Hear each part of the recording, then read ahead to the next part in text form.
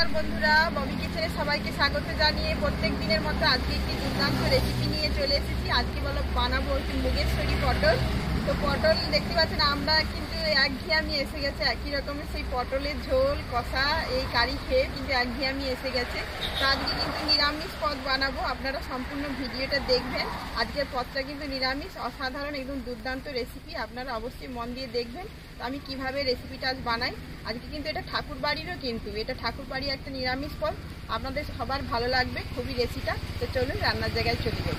আমি কিন্তু রান্নার জায়গায় চলে এসেছি, আর এবং বৃষ্টির মধ্যেও কিন্তু আমি রান্না করতে মাঠেই চলে এসেছি। আপনারা দেখছেন কত জোরে বৃষ্টি খুব জোর চলে এসছে, বাতাস দিচ্ছে, তো ওয়েদার খুবই খারাপ। তো আমার সঙ্গে আপনারা সবাই থাকবেন, মনোযোগ সহকারে ভিডিওটি স্কিপ না করে অবশ্যই আমার সঙ্গে থাকবেন এবং ভিডিওটি দেখবেন।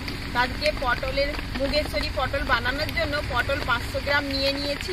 এই যে 500 গ্রাম পটল আছে। তো পটলের দাম কিন্তু এখানে 60 টাকা কিলো। আপনাদের কত করে কিলো আপনারা কমেন্ট করে কিন্তু জানাবেন। আর এই 60 টাকা করে পটলের কিলো দিয়ে সেই পটলের ঝোল পটলের রসা খেয়ে কিন্তু একঘেয়েমি এসে গেছে। তাই কিন্তু আজকে আবার নিরামিষ পদ এত সুন্দর দুর্দান্ত হয় বন্ধুরা, তাই আমি আজকে সিদ্ধান্ত নিলাম যে মুগেশ্বরী পটল বানাবো। তো আপনারা সম্পূর্ণ ভিডিওটা দেখুন আমি কিভাবে রেসিপিটা বানাই। এগুলোকে কেটে নিচ্ছি, একদম টাটকা পটল ছিলে নেব। পটলগুলোকে আগে ভালো করে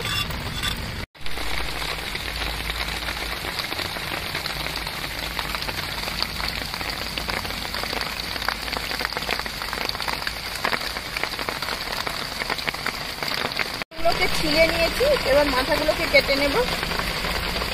এইভাবে কাটবো, দেখুন এরকম ভাবে কেটে নিচ্ছি যাতে মশলাগুলো ভেতরে ঢোকে। এরকম ভাবে আমি সব পটলগুলোকে কেটে নেব। আবার একটা কেটে নিচ্ছি। পটলগুলো কিন্তু খুব ফ্রেশ পটল আমি নিয়েছি, দেখুন এরকম ভাবে কেটে নেবেন। আমি সবগুলো কেটে নিচ্ছি।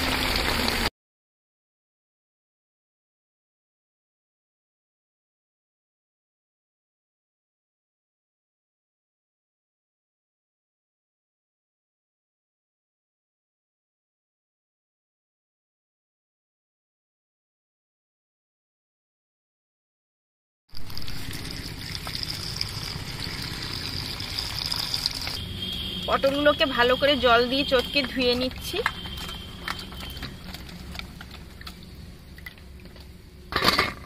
পটলগুলোতে লবণ মাখিয়ে দিচ্ছি,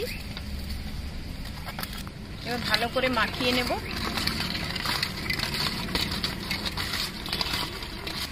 দেখুন বন্ধুরা, আমি কিন্তু মরিচের গুঁড়ো নিয়েছি, গোলমরিচের। তো এটাকে ভেতরে ভেতরে একটু করে দিয়ে দেবো যাতে নুন ঝালটা পারফেক্ট ঢোকে। তো দুপাশে একটু করে সবগুলোর এরকম করে দিয়ে দেবো।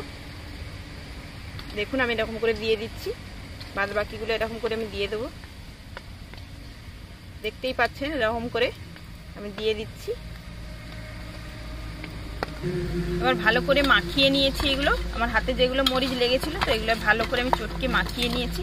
এর ভেতরে নুন ঝালটা ভালো হাতে ঢুকে যাবে।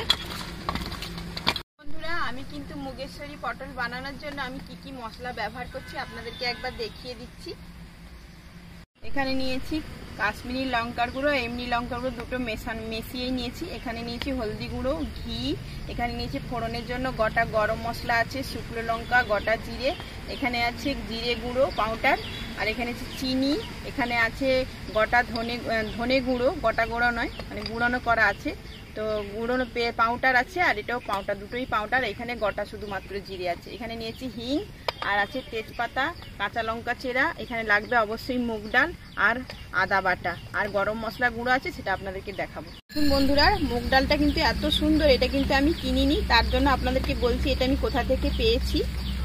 দেখুন বন্ধুরা, এই ডালটা কিন্তু এত সুন্দর, এটা কিন্তু আমি আপনাদেরকে যে বললাম আমি কিনিনি, কারণ এটা আমাকে একজন দিয়েছে। আর এটা দিয়েছে আমার কিন্তু তিনি একদম কাছেরই মানুষ। তো এই ডালটা কিন্তু কোনো ইসের নয়, তার বাড়ির তৈরি ডাল, একদম ঘরোলা ডাল, একদম ঢেকি মানে ছাঁটা, ঘরে যে ছাঁটাই করা ডাল হয় না, সেই ডাল কিন্তু এতটাই অমৃত। তো এটা আমাকে দিয়েছে আমার রণদিনী রায় ভাগিনী। তো এটা আমাকে দিয়েছে।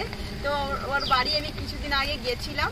তো সে এই কারণে আমাকে ডালটা দিয়েছে। ঠাকুর কাজে আমাকে নিমন্ত্রণ করেছিল, তো গোপাল ঠাকুর এসেছিল বাড়িতে। এই ডালটাই কিন্তু সেখানে রান্না হয়েছিল। তো আমি ডালটা খেয়েই বলছি যে এটা কি ডাল, এতটাই সুস্বাদু, এতটাই অমৃত লাগছে খেতে, মানে ডালটাই আমার কাছে এত ফেভারিট লাগছিল। তো আমার মুখের কথা খসতে না খসতে উনি কি করলো, আমাকে কিন্তু বললো যে বৌদি তুমি ডাল নিয়ে যাবে, তো বলে আমাকে কিছুটা ডাল দিল। তো অসম্ভব কিন্তু মানে আমি তখন বলে না পেটে খিদার মুখে লজ্জা, না করলে কি হয়। তো ননদিনী রায়ভাগিনী যখন দিচ্ছে আমি কিন্তু আর কেন না করি বলুন। তো আমার ননদিনী হয়তো দেখছে ভিডিওটা, আমাকে হয়তো আমি কান ধরে ক্ষমা চেয়ে নিচ্ছি যদি ননদিনী রায়ভাগিনী বলছি ওরা হয়তো রেগে যায়, তো তুমি কিছু মনে করো না। তো ও কিন্তু অসম্ভব ভালো একজন মনের মানুষ, কিন্তু একটু রেগেও যায়। তো কিন্তু খাটুনিয়া, এতই খাটতে পরিশ্রম করতে পারে। আমার কিন্তু দুটি ননদ খুবই পরিশ্রম, বড় ননদিনী কিন্তু খুবই পরিশ্রম করে, খুবই, তার মতো আমরা হয়তো তার পায়ের নখেরও যোগ্য হতে পারবো না। তো এত কথা না বাড়িয়ে কোনোদিন যদি আপনাদেরকে সময় হয়, তাদের মানে তারা যদি ইচ্ছা প্রকাশ করে আপনাদের সামনে যদি তাদেরকে কোনোদিন আনতে পারি, অবশ্যই আপনাদেরকে তাদের সঙ্গে পরিচয় করাবো। তো চলুন, এই ডালটা কিন্তু অপূর্ব খেতে। এই ডালটা ঘরের বাড়ির তৈরি ডাল, এত সুন্দর খেতে আপনাদেরকে বোঝাতে পারবো না। যাদের বাড়ির তৈরি ডাল যদি পান, অবশ্যই এইতে ব্যবহার করবেন মুগেশ্বরী ডালে, দেখবেন দুর্দান্ত খেতে। যেহেতু তাদের সেদিনে ঠাকুর বাড়ির হয়েছিল, তো এতটাই হাতের জন্য গন্ধই ছাড়ছিল বন্ধুরা, এত সুন্দর খেতে।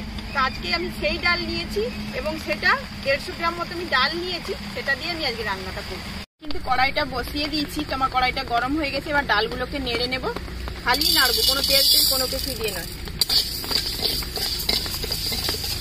বন্ধুরা ডালটা কিন্তু আমার ভাজা হয়ে গেছে, গন্ধ উঠে গেছে। ডালটা কিন্তু হালকা মিডিয়াম আঁচে ভাজবেন, না হলে পুড়ে যাবে। একটা স্মেল সুন্দর গন্ধ উঠে গেছে, এটাকে আমি এবার ঢেলে নেব।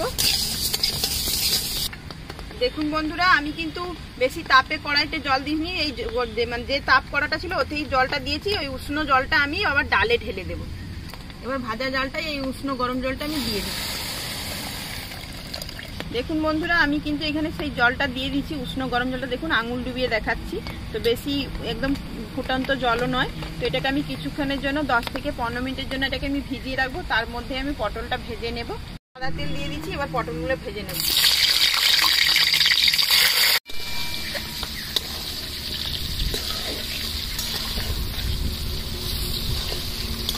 আমার কিন্তু পটলগুলো ভাজা হয়েছে, এবার তুলে নেব তেল থেকে ছাঁকিয়ে।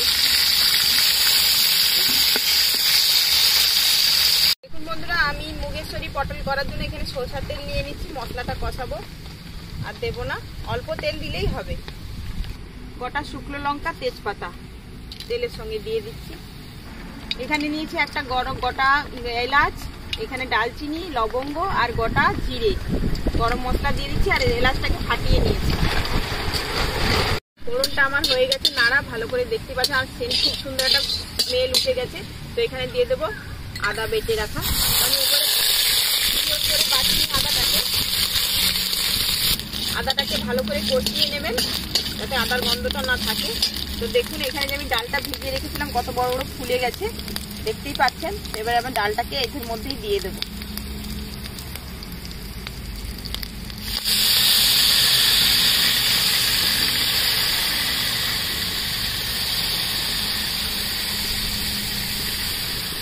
দেখুন বন্ধুরা, এটা কিন্তু আমি হালকা করে কষিয়ে নেব।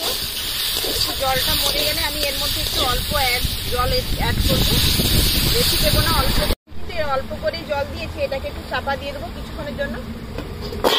তুলে নিচ্ছি এটাকে, ঢাকনাটাকে তুলে নিলাম। দেখুন জলটা মরে গেছে, অতটা ফুলে গেছে ডালটা। এবার এর উপরে কিছু মশলা দেবো, সেই মশলাগুলোকে আমি মিশিয়ে নেব। মশলাটা রেডি করার আগে ততক্ষণে আরেকটু আমি জল দিয়ে দেবো, যেহেতু জলটা পুরো মরে গেছে, তো আরেকটু দেবো, আর দেবো না।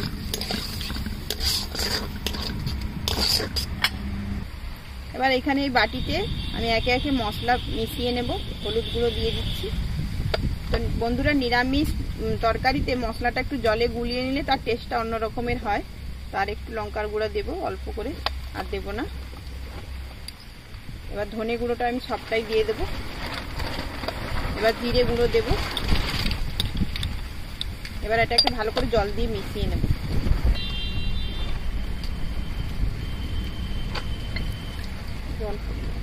ভালো করে গুলিয়ে নেব। এবার মিশিয়ে রাখা মশলাটা দিয়ে দিচ্ছি। এবার ভালো করে কষিয়ে নেব।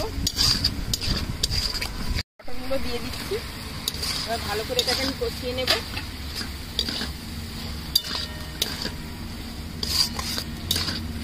বন্ধুরা নিরামিষ যেহেতু এখানে একটু হিং লাগবে, তো আমি হিং দিয়ে দিচ্ছি, আর দেব না।